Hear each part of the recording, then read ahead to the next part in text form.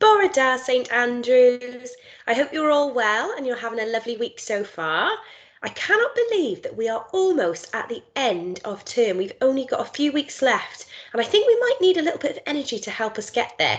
So I'm quite lucky because I get to talk to you today about one of my absolute favourite things. Now I don't want to tell you too much just yet, but I want you to keep your eyes peeled for the pictures that I'm about to show you and see if you can pick out your favourite. Also make sure you're listening because there's a cheeky challenge for you to get involved in at the end. I'm going to share my screen with you, so keep your eyes open. You should hopefully be able to see in a few moments my PowerPoint. Okay.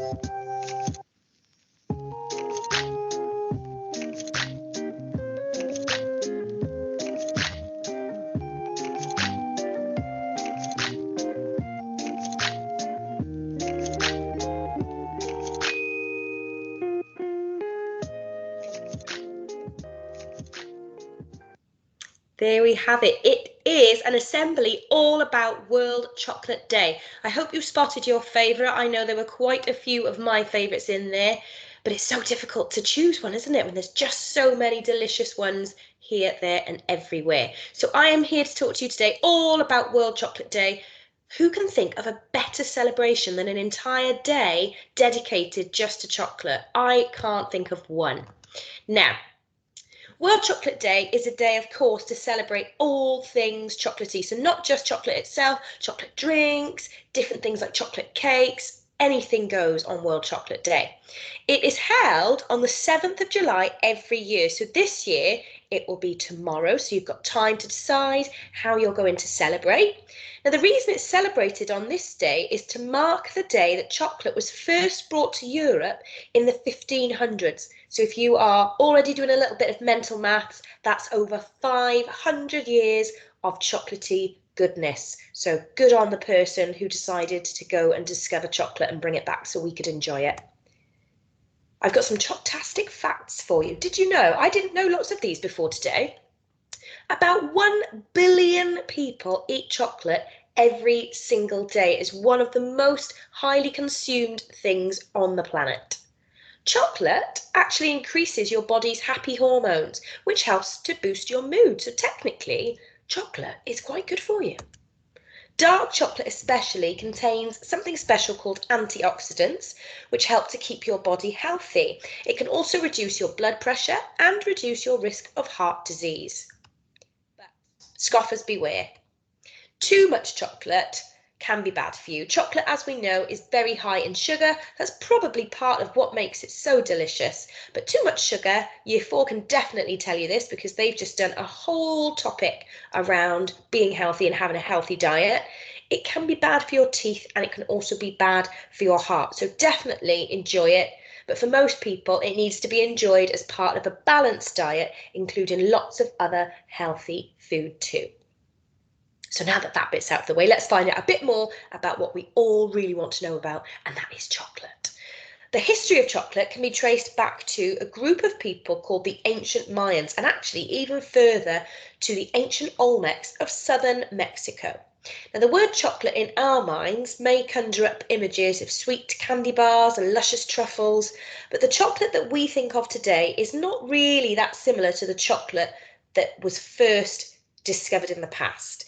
Throughout much of history, chocolate was a popular but bitter drink. It wasn't actually a sweet, edible treat. It was brought over to Europe from Mexico by Spanish explorers. And originally it was a symbol of luxury, wealth, and power. It was an import that was only to be sipped by royal lips, and it was only afforded really by Spanish elites, so people who were very, very high up and very, very important. When the cocoa press was invented in 1828, they found a cheaper way to make chocolate, and that meant that they could afford to sell it for a little bit less, and lots more people started to be able to buy it and enjoy it. Let's watch a little video to find out about how chocolate is actually made these days. Hopefully the sound will work. How is chocolate made? One of the main ingredients of milk and dark chocolate, and the thing that gives them their distinctive brown colour, is cacao. Cacao seeds are harvested in tropical regions and made into what we call cocoa mass. Chocolate is made in different strengths depending on how much cocoa is used. Dark chocolate has the most cocoa, milk chocolate has less, and white chocolate has no cocoa mass at all, but it does contain cocoa butter, which also comes from cacao seeds. Chocolate comes in many different flavours, such as orange, mint,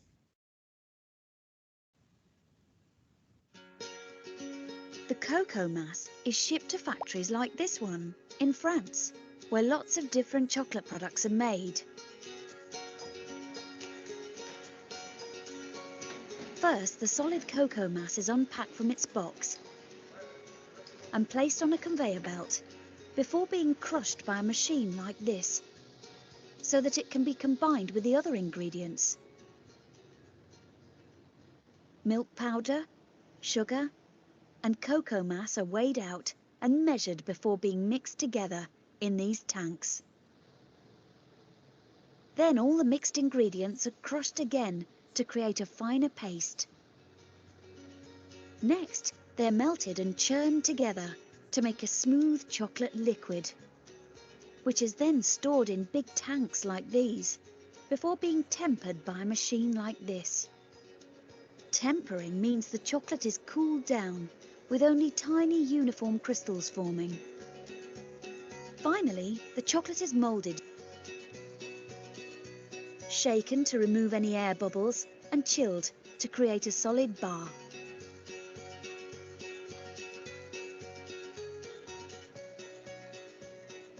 The chocolate is now ready to be wrapped up and put into boxes, then sent to stores so it can be bought and eaten as a special treat.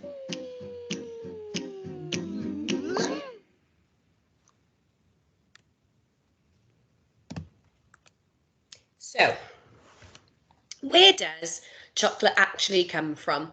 There are approximately 1.5 million cocoa farms in the west of Africa, and these cocoa farms produce 70% of the world's entire cocoa. But only 1% of the world's chocolate is actually made anywhere in Africa, and this has a huge impact on the wealth of these countries. So if you have a look at this infographic, the green wheel shows where most of the cocoa beans are produced, and this part here and these bits here make up Africa. So most of the wheel shows that the cocoa beans are being produced in Africa.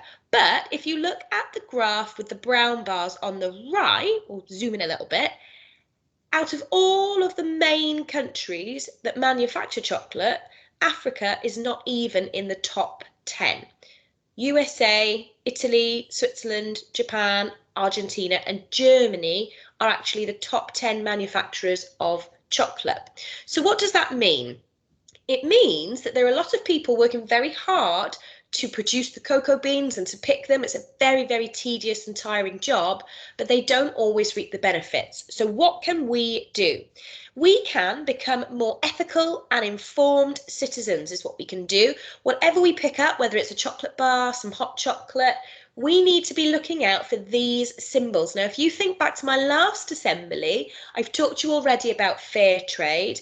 Nestle Cocoa Plan is very similar. These companies make sure that the people who provide the cocoa beans are paid fairly and that they get a fair amount of the money that comes from the chocolate that's produced, meaning that the money doesn't go to just the big companies in the other countries. So these people get a fair living for all of the hard work that they do that's involved in picking the cocoa beans. So if you go shopping and you are looking for a treat, make sure that you point out to whoever is doing the shopping that it's really, really helpful if they look for these logos and do their bit to support those cocoa farmers. Now, of course, we all want to think about how we can celebrate. There are lots of different ways that we can celebrate tomorrow on World Chocolate Day. Obviously, the first is we can scoff lots and lots and lots of chocolate. Not too much each person, but I'm sure between us all we could probably put a bit of a dent in our chocolate stores. We can also try to be a little bit creative, a bit crafty. If you can think of a recipe that involves the use of chocolate, it would be brilliant if you could send me some pictures or send me the recipe you managed to make using chocolate on World Chocolate Day. And of course, if you don't want to or you can't get involved with the eating of chocolate, there are lots of other things we can do. You could read one of these very, very popular stories, Roald Dahl's Charlie and the Chocolate Factory, or The Great Chocoplot, which is a fantastic book. It's a little bit more recent, both hilarious stories based around lots and lots of yummy chocolate. So if you do something to celebrate World Chocolate Day, please send me some tweets. I would love to see what you've been up to, especially if you've been in the kitchen and you've been a little bit creative. You can also have a go at my Chocky Challenge. So I would like you to find out, when was the very first World Chocolate Day celebrated? So we know it's celebrated every year on the 7th of July, but when did that first start? If your class can find out and tweet me, that would be excellent. And I think I can probably rummage together a little Chocky treat for the first class to tweet me their answer at Miss C. Burkett. So there you are, challenge extended. I'm looking forward to seeing who gets there first. And don't forget to send me all of your other creative chocky bits to show me what you've been celebrating on World Chocolate Day. Now, it's always really important we think about how fortunate we are to be in a position to go away and do lots of lovely things on a day like World Chocolate Day. So just take a moment to have a think about how lucky we are, and the fact that there are some people out there who might not be quite as fortunate as us. And that's why we try our very hardest to do our bit to help out lots of other people who are not as fortunate. Let's say our school prayer. Diolch I ti am y byd. Diolch am ei ffrindiau I gyd. Amen. I hope, St Andrews, that you have a brilliant rest of your week, particularly when it comes to celebrating World Chocolate Day. I cannot wait to hear what you've been up to and to see what you've been up to. And don't forget to get back to me with that challenge, and I will find a little treat for the first class to find the answer to that question. Diolch for listening. Have a brilliant rest of your week, and I will speak to you very soon. I'm off to eat a mini roll. Dabble chi, St Andrews.